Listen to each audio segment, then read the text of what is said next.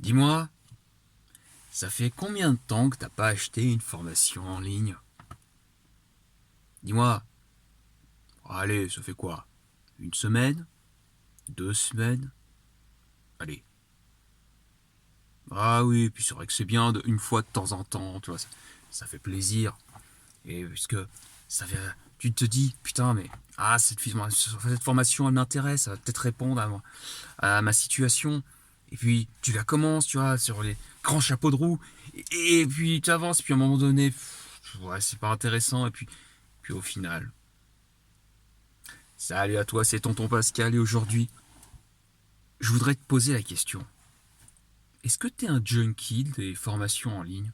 Ou même, est-ce que t'es un junkie des formations? Peut-être même que t'es un junkie des séminaires, tu vois. Donc, est-ce que t'es ce genre de junkie? Tu sais pourquoi je te dis ça?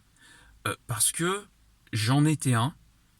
Et aujourd'hui, même si je continue, tu vois, à investir dans des formations et à de temps en temps faire des séminaires, je fais beaucoup plus attention aux choix et aux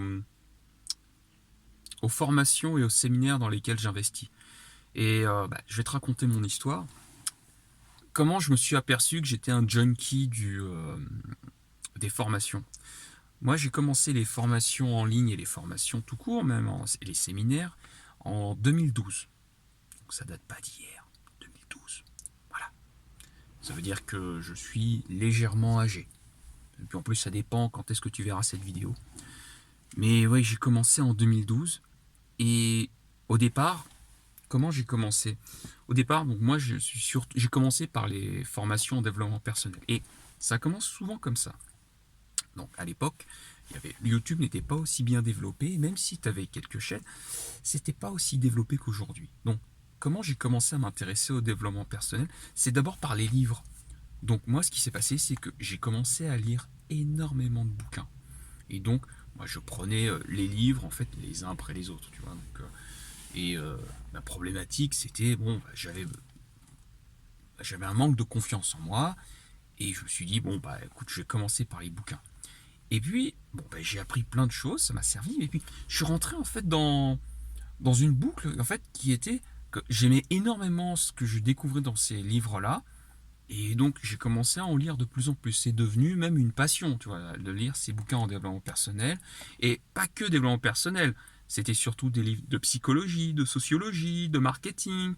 Et donc, j'ai commencé à m'intéresser à ce genre de livres. Bon, il y a le soleil en face de moi. Qu'est-ce que tu veux? Je peux rien faire. C'est comme ça.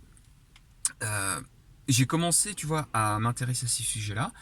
Et à un moment donné, j'ai commencé à atteindre un plateau. Je me suis dit, bon, je commence à faire le tour des bouquins. Est-ce que je commencerai pas à faire une formation sur le sujet? Et donc, j'y suis allé comme ça au doigt mouillé. Et j'ai vu, donc, et il y avait une vidéo, voilà, d'un formateur en ligne, donc en PNL. Et je me suis dit, bon, il fait une première conférence. Je vais y aller. Je vais y aller au doigt mouillé. Je fais, bon, voilà, on va voir ce que ça donne et on va voir comment ça se passe. Et je me souviens encore de cette première conférence, de cette première, ouais, c'était une demi-journée, je m'en souviens encore, parce que il y a des gens, en fait, j'ai rencontré des gens et je me suis dit putain, c'est la première fois que je rencontre des gens en fait qui s'intéressent au même sujet que moi. Et ça, vraiment, c'était fort.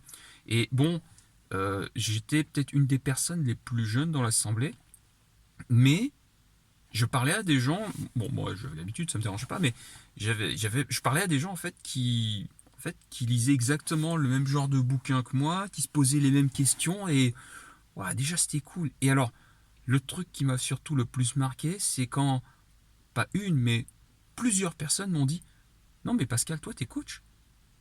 Je fais non. Je fais non, non, je suis pas coach en fait. Et ils m'ont dit, si, si, en fait, dans ta façon de parler, dans la façon dont tu t'exprimes, en fait, t'es coach. Et j'ai fait, bon, d'accord, peut-être. Et donc, je me suis dit, bon, il va falloir que j'aille explorer ça. Et donc, j'ai commencé à investir dans une première formation. Et j'ai fait cette première formation. Et déjà, c'était fort. Et c'est vrai que ces formations-là, je me suis senti à ma place. Puis j'ai investi dans une deuxième et une troisième formation. Et je me souviens, les deuxième et troisième formations, ça a été quasiment 20 jours de formation du lundi au dimanche. Donc ça a été 15 jours comme ça. Et peut-être qu'il y a eu une pause peut-être de 2 jours entre ces 20 jours de formation, mais ça a été intense. Et crois-moi, au niveau de la dopamine, en fait, t'es là-haut. T'es là, t'es tellement haut que je me souviens, quand je suis revenu, il m'a fallu une semaine pour redescendre du nuage, tellement c'était fort, tellement c'était puissant. Et donc derrière, qu'est-ce que j'ai fait? Je me suis dit, putain, pour revivre un truc comme ça, il faut que j'en refasse une autre pour me remettre dans ce bain-là. Et donc j'ai réinvesti dans une formation. Et j'ai réinvesti, donc j'ai fait d'abord PNL, puis ensuite j'ai réinvesti dans une formation en coaching qui a duré un peu plus d'1 an. Et ouais, c'était fort. C'était vraiment, j'ai appris tellement de choses et je regrette pas du tout d'avoir fait ces formations. Et puis juste à côté, comme je me suis formé, tu vois, au métier de coach, je me suis dit putain, il faut que j'apprenne à me vendre. Et donc j'ai commencé à m'intéresser au marketing. Donc au départ, c'est vrai que j'ai commencé par des bouquins en marketing. Je me suis dit bon, j'ai commencé par des livres. Et puis je me suis dit putain, il faut que je, quand même que j'aille un peu plus loin. Donc j'ai commencé à regarder des formations en ligne. Puis j'ai investi un peu plus que de la formation. Puis je me suis formé en coaching. Puis je suis allé voir des séminaires. Et tu vois la boucle. Tu commences à voir cette boucle. J'ai fait exactement la même chose qu'en développement personnel. Et là, je me suis dit, attends. Je me suis dit, donc, j'ai fait le compte. En tout, moi, j'ai investi plus de 20 000 euros. Je pense même plus de 30 000 euros en formation. Et je regrette pas du tout parce que c'était important. Mais maintenant, bon, je parle même pas en plus de tout l'aspect thérapeutique, puisque je me suis également fait accompagner en thérapie, que ce soit par une psychologue, par des psychothérapeutes spécialisés. Je regrette absolument pas d'avoir fait ça. Mais aujourd'hui, et tu vois, je continue, tu vois, même cette année, je vais investir, tu vois, euh, tu vois, dans des thérapies. Donc là, je vais découvrir les constellations familiales, je vais me former là-dessus, et je vais me faire accompagner là-dessus. Mais là, c'est aujourd'hui, je le fais parce que c'est mon kiff, parce que j'aime ça et que j'ai envie de découvrir autre chose, et c'est mon kiff. Mais ce que je veux te faire prendre conscience, c'est que est-ce que tu es dans cette boucle de d'addiction au développement personnel? Moi, je sais que je kiffe ça, mais j'ai appris à avoir du discernement là-dessus. Et c'est vraiment ça que j'ai envie de te partager, c'est d'avoir un peu plus de discernement sur cet aspect. Aujourd'hui, je ne parle même plus de développement personnel, mais je parle d'alignement. Aujourd'hui, tu vois, je choisis des formations qui vont me permettre d'aller encore plus loin dans mon alignement personnel. Et voilà, amène un peu plus de discernement. Choisis les formateurs avec précaution, en alignement justement avec ce que tu ressens. Aujourd'hui, c'est vrai que moi, je choisis les personnes qui vont m'accompagner, que ce soit coach, formateur ou thérapeute, en fonction du ressenti, en me disant ouais, non, ça va pas le faire, je sais pas pourquoi, mais je sens qu'avec lui, ça va le faire, ça va se passer. Et, euh, et donc voilà. Mais je peux le faire maintenant parce que c'est vrai que j'ai expérimenté, donc je sais ce qui est un bon thérapeute, un bon coach, un bon formateur. Pour moi, je peux pas le dire pour toi. Je peux pas. Mais voilà. Gagne en discernement et sois conscient parfois que voilà, des moments où tu peux être un junkie.